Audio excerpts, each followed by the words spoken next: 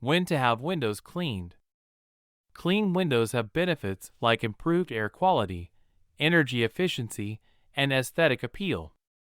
Frequency of cleaning depends on location and climate.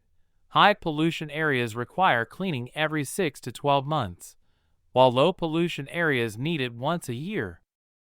Regular cleaning reduces dust and dirt accumulation, which can aggravate allergies and asthma. Cleaning also helps prevent mold growth and saves money on energy costs by allowing windows to insulate properly. Clean windows improve the aesthetic appeal of the home both inside and outside.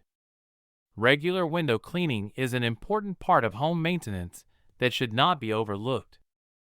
Cleaning should be done every 6 to 12 months in high pollution areas, or once a year in low pollution areas. Schedule a window cleaning now to save money in the long run.